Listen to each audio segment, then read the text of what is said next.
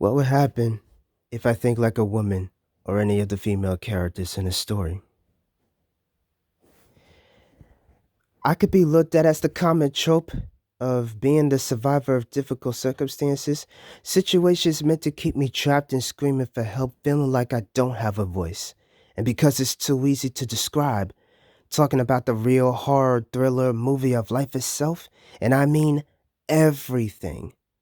Mainly people in this case that challenges my each and every day, my mind, my body, my soul, and all those who assumes what they perceive of me when the only thing they've ever really seen is the very headlines that paints a portrait of me. That one little piece, whether it's true or not, when one weed sprouts from the green, every other planted seed becomes the cohesive narrative that spawns more problems than the actual solutions I plead. My mind can play tricks on my entire brain and psyche, conscience and consciousness, what I have to take from the outside looking in through the subs for the sub that dove deep. My thoughts are always pulling me in too many directions, this way, that way, and the other, that my choices are rooted in the image presented to the forefront of the public. What's been said to me and revisited in the past, either elevated through hope or traumatized from fear. What carried me could scar me, or what scarred me could carry me. The bad that I could potentially do and say, or maybe I've already been guilty of it. Wondering if my innocence had been stripped away because I'm caught up in these temptations while I'm trying to find my story of redemption. My body took a toll on each transition from all the changes I've been and still going through now. To adjust to the sport and competition, worrying about my figure to make figures to make ends meet. What I really need is to be at peace with my self esteem, but instead, the right impression and appearance could also send the wrong message for business. And yet, word travels fast. What's attractive to the thirsty eyes might be the benefits I reap as I sow to try and weave together threads of being the it factor. From the slim to the slim thick, God says, to model the look of strength and confidence, call it motivation for other girls, women to hold on to the ideal aspects of gaining attention, to be seen while losing myself in the pop culture zeitgeist. The seamless ties to attach my name to potential brands and connections for numerous deals when I should be appreciating myself more often than just loving myself for the cameras. So while I've paraded a display of the dream babe, I'll admit that I don't mind showing off the progress after I've had time to myself. Meditation through yoga and breathing to exercise my independence. The way I'd shape my beauty to fit the standard, use it as a distraction from the questions I'm constantly asking in my head, only to reshape that definition into a new meaning naturally. But to bring the soul of my well being, while the status quo began my career path, all it takes is one person in the higher ups to be exposed for abusing their power to control my decisions. Let alone on a regular day basis that even when I'm just looking regular, showing my face in the world of many faces. But the problem is when those anonymous comments in silhouette, bringing out the parts of the worst on the web. But the streets are always talking. They only see everything else but my personality. 'Cause if I'm inviting, I'm a hoe. And if I'm rejecting, I'm a bitch. And all the names in the book that I might even question empowerment when women go against each other, it's nothing but entertainment. 'Cause for all that drama, it's exhausting.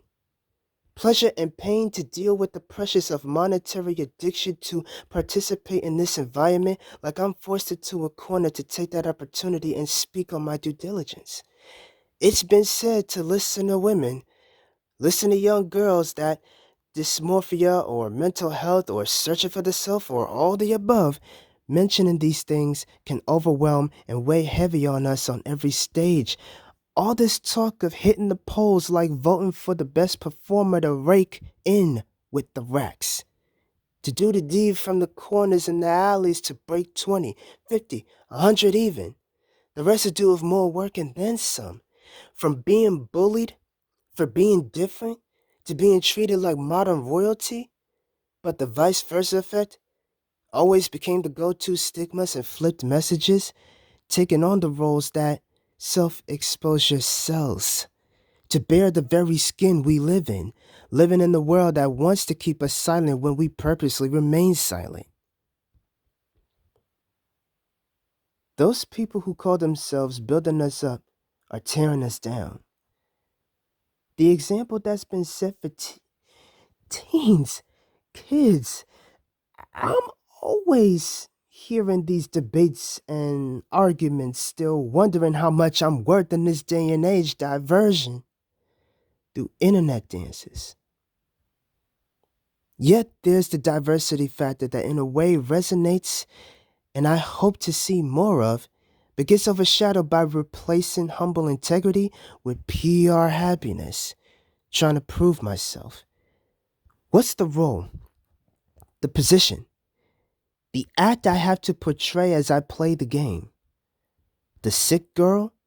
To be seen as more desirable at my most vulnerable?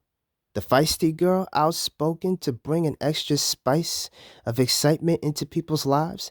The awkward girl, ugly duckling, the odd one, the weird that's being looked at as an outcast who doesn't fit the social norm. The cool girl willing to fall in line with everything so I don't come off like a stickler. Or playing with the rich lifestyle thinking that spending my time and energy into making my status an excuse for my excuses, believing who want to be like me? Hang out with me, basically kissing ass. Trying to get a piece of my shine?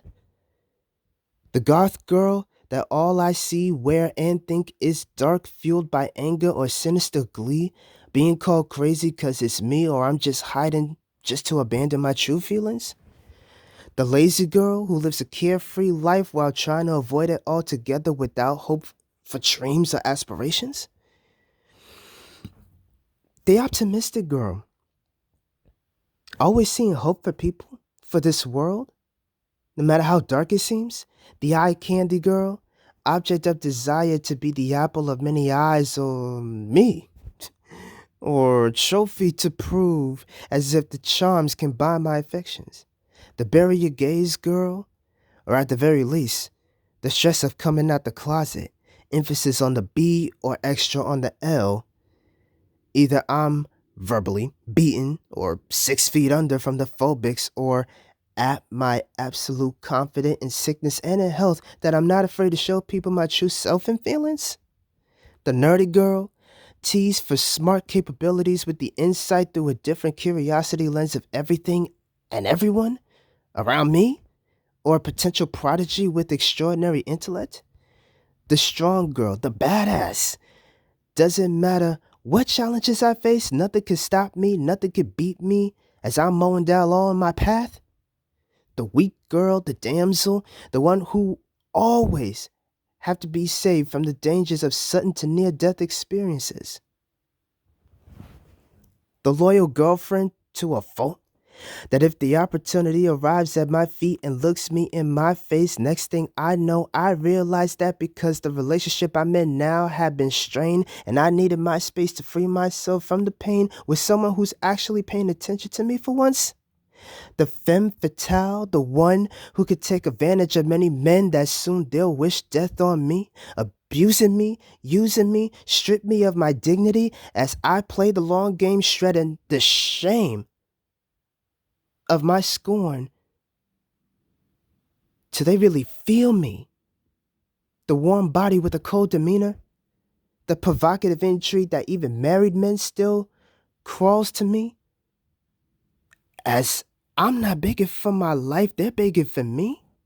The fridged girl, the driving force, the wife, mother, both to the main protagonist for a revenge plot or the inspired message of them continuing to live without me, etc., etc., only to be seen as the culmination types through character traits of women that ends up being the relatable but pigeonholed romantic love interest.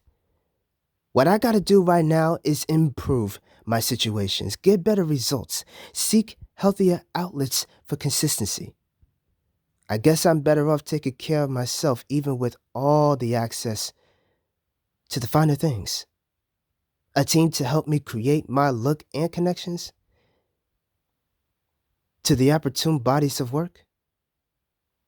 Although I'd also question if I would ever get the props I feel that I deserve for the recognition just to simply be forgotten that the impact doesn't make a difference at all, or I could just take the abuse and beatings that's sticking around to eventually think that I'm changing someone else's mind in favor so that I'm putting on a mask to rise in the ranks, buying my way into the big leagues with ease, only to be tossed to the side at the expense of my desperation to feel comfortable till it starts feeling like I'm breaking from the inside.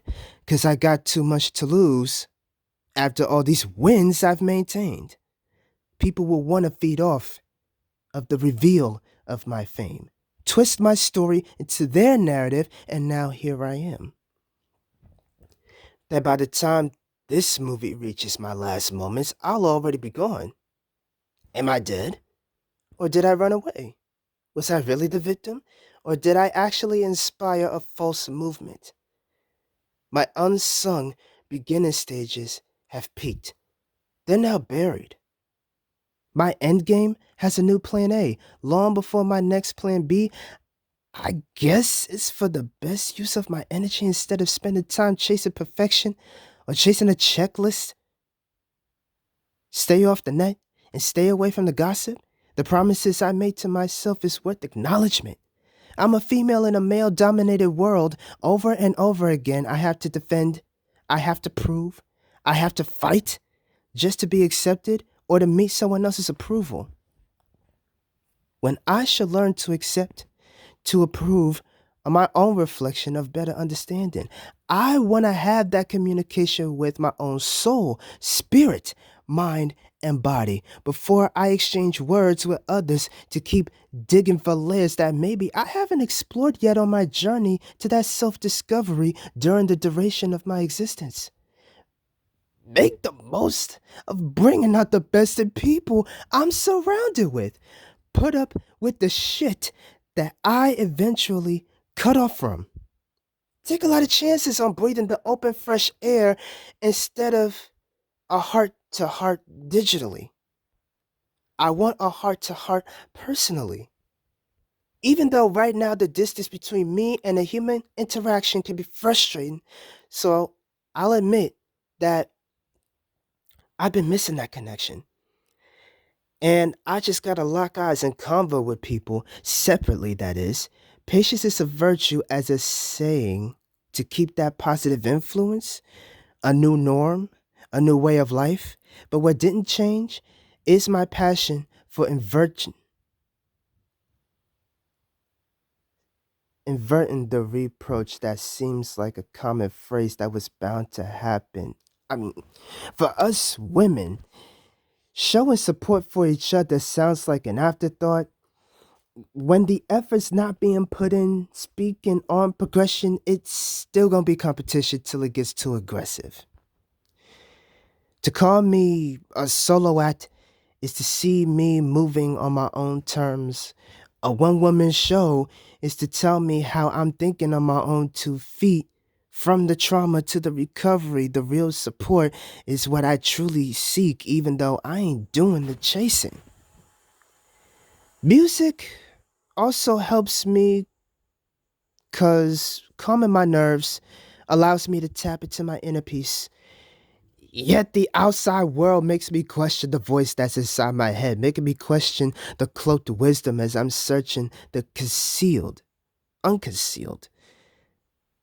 It's the can of worms, the Pandora's box, the diary all over again. What would easily make me a walking target made me a sharpshooter.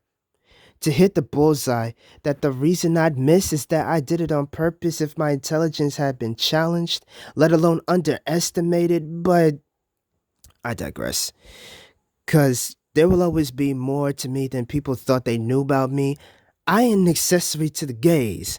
Complicated is only when I really don't have trust for anyone. Simple is when they actually want to get to know more about me. For me, this is the red ribbon leaking from the cuts and bruises as I've, at times, diffused the detonation, put my mind at ease, and took this time to heal for the exclusive grand opening look into me.